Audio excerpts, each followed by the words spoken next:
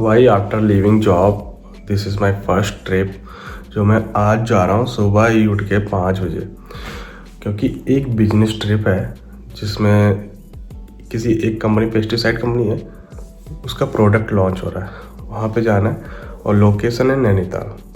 तक आप लोग ट्रैवलिंग व्लॉग्स देख रहे थे, आप बिजनेस ट्रैवलिंग ऑल व्लॉग्स देखने को मिलेंगे, ऑल टाइप ऑफ व्लॉग्स। और यहाँ पे आपको मज़ा आने वाला है क्योंकि ऐसी ट्रिप नहीं होती है। ये लोग इसीलिए नैनीताल लोकेशन लेके जा रहे हैं क्योंकि वहाँ पे अच्छा लगता है और वहाँ पे मतलब थोड़ा बहुत घूमने को भी मिल जाता है अगर टाइम होता है। लेट्स से कितना टाइम देते हैं क्योंकि हमारे व्लॉग्स थोड़ा लेट आते हैं, टाइम नहीं मिलता। आज डेट है 23 फेब। अब देखते हैं कभी ये व्लॉग आता है, जब तक आप तक पहुँचता है। एडिट करने में मुझे टाइम लग जाता है भाई, आराम से करता हूँ और फिर अपलोड करता हूँ। बैग मेरा रेडी हो गया, चलिए। तो ये है हमारी ट्रॉली बैग जिसमें हमारे 2-3 दिन के कपड़े रखे हुए हैं और हम निकल लिए यहाँ से। हमें अभी यहाँ से पहुँचना है सीतापुर। सीतापुर से देन हम निकलेंगे रामनगर के लिए। सीतापुर से गाड़ी चेंज हो चुकी है जो निकल चुकी है सीधे रामनगर के लिए। ये पड़ता है 300 किलोमीटर यहाँ से। तो लगभग 100 किलोमीटर निकलने के बाद हम लोग रुके दबाग कैफ़े पे, जहाँ पे हम लोग ब्रेकफास्ट करेंगे। यहाँ का व्यू काफ़ी अच्छा था भाई, मज़ा आ गया। अगर रेगुलर गाड़ी चले तो 6 से 7 घंटे लगते हैं रामनगर जाने में, उससे भी कम लगता है। बट यहाँ से अब हमें लगने वाला है सिर्फ 2 से 3 घंटे, जो कि रास्ता बहुत सही है, तो ज़्यादा प्रॉब्लम नहीं होने वाली है। और जैसा कि आप देख सकते हैं, हम लोग जिम कार्बेट के जो जंगल हैं वहाँ पे हम लोग पहुँच गए। इन जंगलों के बीच होते हुए गुजर रहे हैं, जो कि रामनगर को सीधा रास्ता जाता है। भाई लोग हम लोग पहुँच चुके हैं रामनगर। रामनगर में जो होटल बुक है वो है वोको होटल। तो यहाँ पे वेलकम कुछ ऐसे हुआ जैसा कि आप देख सकते हैं और सुन सकते हैं कि इंडियन होटल्स का होटल है, बहुत ही अच्छा है। क्योंकि ये समझ लीजिए टाटा कंपनी है, टाटा की ही कंपनी है, तो समझ सकते हैं किस लेवल का यहाँ पे हर चीज़ का ध्यान दिया जाता होगा।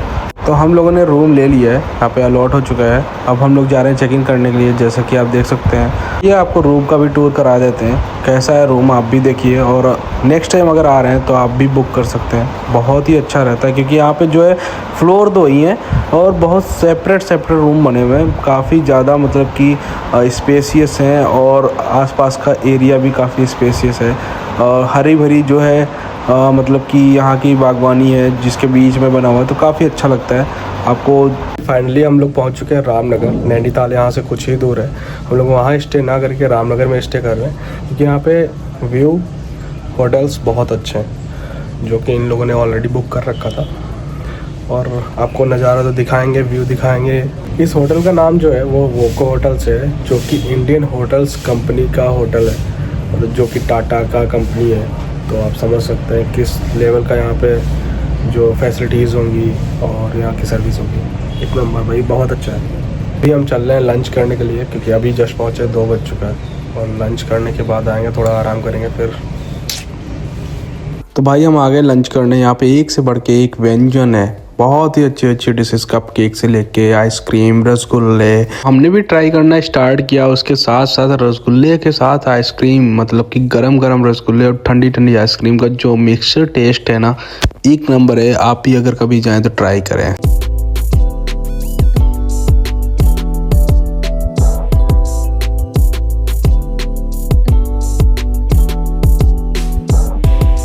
तो हमारा लंच हो चुका है और हम लोग निकल रहे हैं थोड़ा सा घूमने के लिए। आसपास में आपको होटल भी दिखा देते हैं, साथ ही साथ आप देख लीजिए मतलब किस बेसिस पे इस होटल को बनाया गया।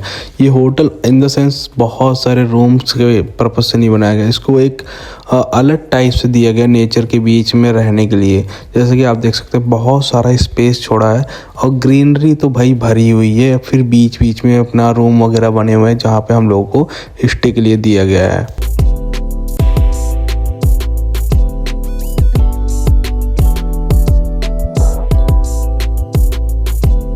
हम लोग रेडी हो चुके हैं, शाम के 6 बज चुके हैं और मीटिंग स्टार्ट होने वाली है। चलिए चलते हैं। और ये काफ़ी लेट तक चलेगी, 3-4 घंटे कम से कम। देखते हैं इसमें क्या होने वाला है। प्रोडक्ट लॉन्च करेंगे ये लोग।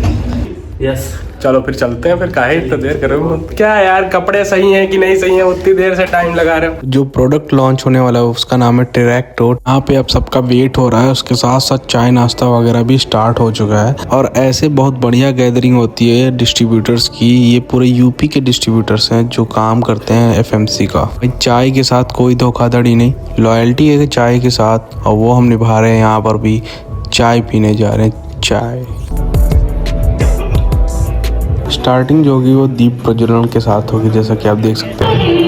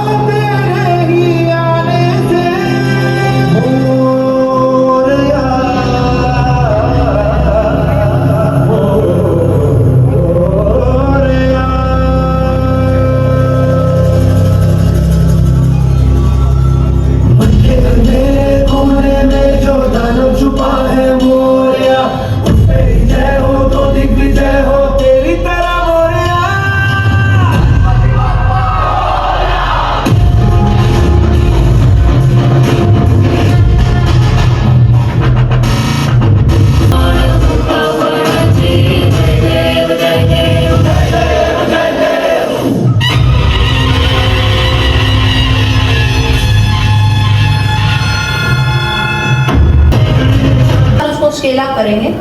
सबसे पहले टिरैक्टो है, क्योंकि शुगर केन के लिए वो एक प्रोडक्ट है। उसके बाद हमारा राइम आने वाला है, जो राइस का प्रोडक्ट है। वायोबेल आने वाला है, जो पिछले साल लॉन्च हुआ है, हमारे को इस साल मिलेगा। उसके अलावा और 2-3 नए प्रोडक्ट्स हैं, जैसे बोला है, आई डोंट नो यहाँ बोला बिकेगा कि नहीं, बट उत्तराखंड में बिकेगा। बट प्रैक्टिकली एफएमसी का बिजनेस, ओराजन फटेरा तो इम्पोर्टेंट है, ये आप मत भूलिए। चाहे वो 2026 हो, 27 हो, 28 हो, 29 हो, टी शर्ट पे एफएमसी लिखा हो या ना लिखा हो, एफएमसी का ये प्रोडक्ट ओराजन और फटेरा इंडस्ट्री के लिए इम्पोर्टेंट है और इम्पोर्टेंट रहेगा।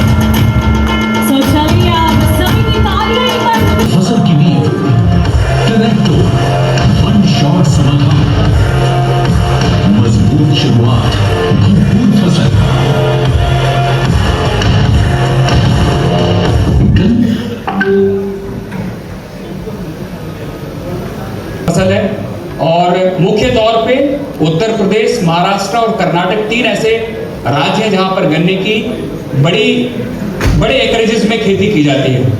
और निश्चित तौर पे उत्तर प्रदेश उत्पादन की दृष्टि से सबसे पहला राज्य है, सबसे नंबर 1 स्टेट है। और शुगर केन में अगर हम बात करें तो जैसा कि मैंने बताया, महाराष्ट्र, उत्तर प्रदेश और कर्नाटक 3 बड़े राज्य हैं जिसमें उत्तर प्रदेश की बहुत बड़ी भूमिका है। और गन्ने की फसल में कुछ बताने की जरूरत नहीं है, बहुत सारे फैक्टर्स होते हैं जो उत्पादन को प्रभावित करते हैं, जिसमें से सबसे महत्वपूर्ण होता है कि गन्ने का वजन कितना होगा और गन्ने में कितने टिलर्स होंगे, कल्लों की संख्या कितनी होगी। ये 2 फैक्टर डिसाइड करते हैं कि गन्ने में उत्पादन कैसा होगा। जब गन्ने के हम वजन की बात करेंगे तो गन्ने का वजन भी 2 फैक्टर पे निर्भर करता है कि गन्ने की ऊंचाई कितनी और गन्ने की मोटाई कितनी है। अगर ये दोनों चीजें बेहतर होंगी तो निश्चित तौर पे गन्ने के उत्पादन में एक अच्छा इजाफा देखा जा सकता है। और मिलेबल केस यानी कि ज्यादा कल्ले होना और मिलेबल केस ज्यादा से ज्यादा निकले, ये भी निर्भर करता है कि अंकुरण ज्यादा से ज्यादा हो गन्नों का और कोई नुकसान ना हो और स्वस्थ फसल हो। तो ये निर्भर करता है गन्ने के उत्पादन के लिए कुछ फैक्टर है जो कुछ बताने की जरूरत।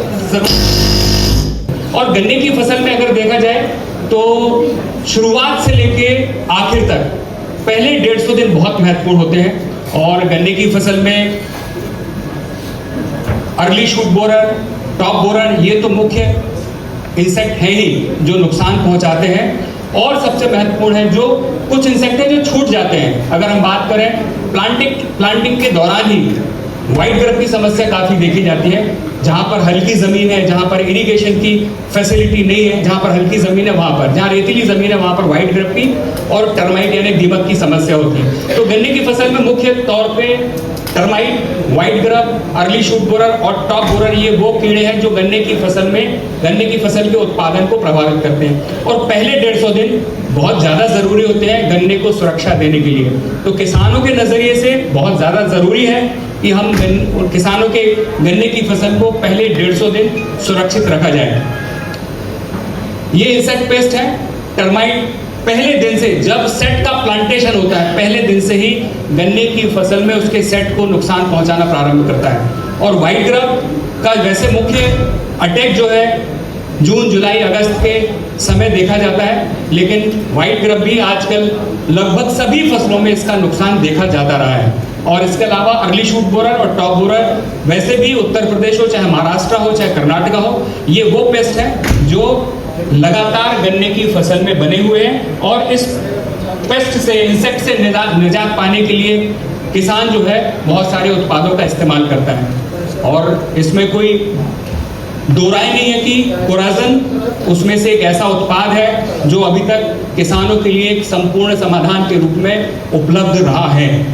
तो ये मेजर इंसेक्ट पेस्ट है शुगर केन में, जो हमारे भारतवर्ष में लगभग सभी ज्योग्राफी में देखे जाते हैं। और ये अलग अलग स्टेज में फसल को अलग अलग तरीके से नुकसान करते हैं। अल्टीमेटली जो मैं पहले बात कर रहा था कि अगर अंकुरण सही नहीं होगा, ज्यादा कल्ले नहीं निकलेंगे, फुटाव ज्यादा नहीं होगा, टिलर्स ज्यादा नहीं होंगे, गन्ने की ऊंचाई ज्यादा नहीं होगी, गन्ने की मोटाई ज्यादा नहीं होगी, तो अल्टीमेटली उत्पादन पर फर्क पड़ेगा। लेकिन आखिर ट्रैक्टो जो आप लोगों के बीच में एक उत्पाद दिया गया है, ये ट्रैक्टो क्या है, क्या कॉम्बिनेशन है, कैसे काम करता है, कितना डोज, इसके बारे में हम आगे बात करेंगे। गन्ने की फसल में लगभग इन सारे इंसेक्ट को नियंत्रित करने के लिए गन्ने की अलग अलग अवस्था में अलग अलग उत्पादों का प्रयोग किया जाता रहा है और किसान करते हैं, और आप लोग भी किसानों को दवा उपलब्ध कराते हो। तो पहला क्लोरेंट्रेनिलीप्रोल और थाइमोथेक्सिन का भी कॉम्बिनेशन है। ये जो 4 मुख्य कीड़े जो हमने यहाँ पे लिखे हुए हैं, व्हाइट ग्रब, टर्माइट, ESB और TSB, ये 4 मुख्य कीट हैं जो कि गन्ने की फसल में लगातार नुकसान पहुंचाते रहते हैं। लेकिन किसानों के लिए क्या समाधान उपलब्ध है बाजार में, ये सबसे ज्यादा महत्वपूर्ण है। तो किसानों के लिए कुछ समाधान यहाँ पे उपलब्ध हैं, और वो किस इंसेक्ट पे काम करते हैं, कितना काम करते हैं, आप लोगों के सामने है।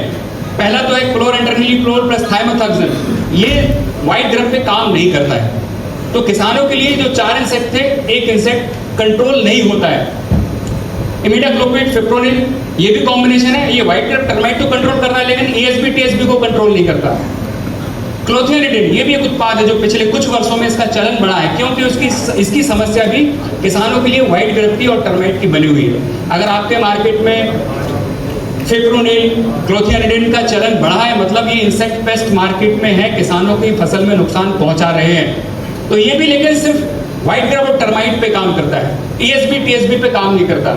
फिप्रोनिल की बात करें तो व्हाइट ग्रब और TSB पे काम नहीं करता, ESB पे और टर्माइट पे काम करता है। तो अलग अलग उत्पाद, क्लोरेंट्रेनिलीप्रोल की बात करें तो निश्चित तौर पे क्लोरेंट्रेनिलीप्रोल भी ESB, TSB पे काम करता है, लेकिन व्हाइट ग्रब पे इसका कोई असर नहीं दिखता है। बाइफेंथ्रिन, क्लोथियानिडिन ये भी एक कॉम्बिनेशन है जो मार्केट में उपलब्ध है, इसका भी असर ESB, TSB पर नहीं दिखता है। तो अब किसानों को जरूरत है कि उसको एक वन शॉट सॉल्यूशन मिले, उसको एक बार में उसका सारा निदान हो। तो ये निदान किसानों को देने के लिए, समाधान किसानों को देने के लिए कि एक बार उसको स्प्रे करना पड़े और उसकी शुगर केन की क्रॉप में सारे इंसेक्ट पेस्ट पर पूरा कंट्रोल हो, तो उसके लिए समाधान है ट्रैक्टो।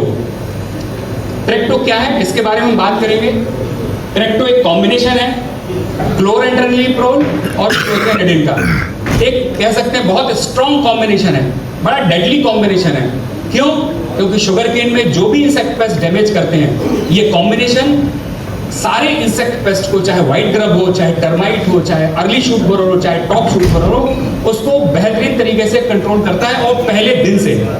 और ये इंसेक्ट पेस्ट मैंने बोला ना कि शुगर केन की क्रॉप में पहले दिन से लेके 150 दिन तक इनका नुकसान बना रहता है। तो ये 150 दिन बहुत ज्यादा जरूरी है कि हम सुरक्षा दें। तो निश्चित तौर पे ट्रैक्टो को आप किसानों के शेड्यूल में शामिल करवा के उसकी फसल की सुरक्षा की सुनिश्चित आप कर सकते हो कि उसकी फसल में किसी भी इंसेक्ट से नुकसान नहीं होगा। कंसंट्रेशन इसका 42% वेट बाय वेट है, फॉर्मुलेशन SC है, और इसके अलावा ये ग्रुप 20 है और 4A का कॉम्बिनेशन है। क्यों? क्योंकि क्लोरेंट्रेनिलीप्रोल जो है ग्रुप 28 की दवाई है और क्लोथियानिडिन जो है 4A ग्रुप की दवाई है। तो ये एक अलग तरह का कॉम्बिनेशन है जो गन्ने की फसल में वन शॉट सॉल्यूशन, शुरुआत से ही मजबूत गन्ने की शुरुआत ट्रैक्टो के माध्यम से। ट्रैक्टो जैसे मैंने बताया, जो चीजें जरूरी है कि ये सुनिश्चित करने के लिए कि, और ये सुनिश्चित करना है कि जो सेट किसान ने लगाए हुए हैं उसको पूरी तरह से ट्रीटमेंट, और उसके जहाँ पे वो ड्रेंच करेगा, जहाँ पे वो जो एक झारा रहता है जिससे वो ट्रीट करने वाला है, वो सेट को भी पूरा कवर करे और साइड की थोड़ी सी मिट्टी को भी कवर करे। क्यों? ऐसा क्यों है? आप लोग पूछ सकते हैं, इसको हम बाद में भी डाल सकते हैं, डालने के लिए कभी भी डाल सकते हो, लेकिन जो हम बात कर रहे हैं white grub, termite, ESB, TSB, इसको नियंत्रित करने के लिए यही सबसे बेस्ट समय है इसका एप्लीकेशन किया जाए। 160 मिली प्रति एकड़ 400 लीटर पानी में प्लांटिंग के समय ड्रेंचिंग के माध्यम से, नेपसेक स्प्रेड के द्वारा प्रॉपर ड्रेंचिंग, प्रॉपर कवरेज। तो ये इंपॉर्टेंट है क्योंकि को कई समस्याओं का सामना करना पड़ता है, जिसकी वजह से उपज में काफी हानि होती है, लेकिन ट्रैक्टो के साथ आपको मिलती है भरपूर और सुरक्षित फसल। अब जानते हैं ट्रैक्टो की मुख्य विशेषताएं। एक बारिया उपाय, प्रतिरोध प्रबंधन, दोहरी कार्य प्रणाली, बहुआयामी नियंत्रण, अवशिष्ट क्रिया और लंबी अवधि का नियंत्रण। अब देखते हैं ट्रैक्टो के मुख्य फायदे। दीमक, सफेद लट, कंसुआ, चोटी भेदक का उत्कृष्ट नियंत्रण, बेहतर फसल संरचना और विकास, चोटी भेदक का प्रतिरोध प्रबंधन, मृदा स्वास्थ्य पर कोई दुष्प्रभाव नहीं, स्वस्थ फसल और अधिक उत्पादक करने, मिल योग्य गन्नों की अधिक संख्या, गन्ने से शर्करा प्राप्ति में सुधार और गुणवत्तापूर्ण उपज। ट्रैक्टो सभी मौसमों के लिए उपयुक्त है, लेकिन इसके लिए जरूरी है सही मात्रा। 400 ml प्रति हेक्टेयर या 160 मिलीलीटर प्रति एकड़। सही तरीका ड्रेंचिंग के माध्यम से और सही समय यानी रोपाई के समय। उच्च परिणाम प्राप्त करने के लिए इस तरह घोल बनाएं। ये है कुछ महत्वपूर्ण नियम जिनका पालन जरूर करें। ये शुरुआत करने का।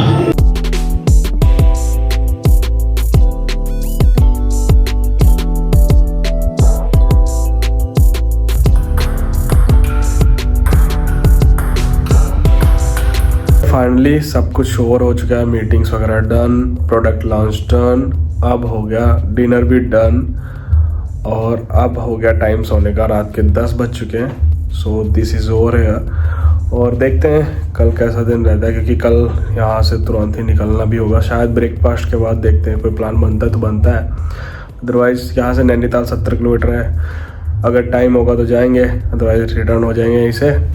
अभी तक अगर चैनल सब्सक्राइब नहीं किया, सब्सक्राइब करिए, लाइक करिए, शेयर करिए और सपोर्ट करते रहिए, क्योंकि हम अभी तो समझ नहीं आ रहा कि किस टाइप के बनाऊँ। जो भी मौके बनने उस पर कोशिश कर रहा हूँ कि इन्फॉर्मेटिव भी हो जाए, क्योंकि ये सब चीज़ें भी बहुत ज़रूरी है हमारे फार्मर्स के लिए, क्योंकि हम भी उसी बिजनेस में ऐड हो रहे हैं, अभी उससे रिलेटेड काम करने लगे हैं। Thank you for watching. जय हिंद। तो भाई सुबह ही सुबह उठते ही हम लोग निकल लिए कैची धाम के लिए, जिसका कोई प्लान नहीं था, बट जैसे ही गाड़ी में बैठे प्लान बन गया। हम लोग कैची धाम के लिए निकल लिए, वहाँ से रिटर्न हो गए सीधे घर के लिए।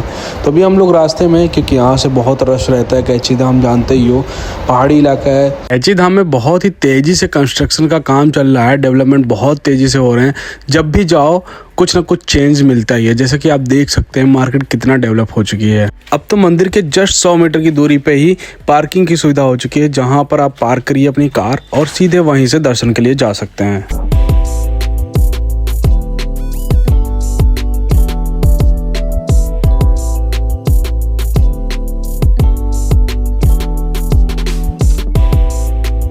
तो भाई दर्शन करने के बाद चने की घुघरी का प्रसाद हम लोगों को मिल चुका है और यहाँ पे कोई भी रिकॉर्डिंग नहीं कर सकते। आप अंदर फ़ोन तो ले जा सकते हैं, लेकिन रिकॉर्डिंग नहीं कर सकते, नहीं अलाउ है। दर्शन भी हो गए सिर्फ 5 मिनट में।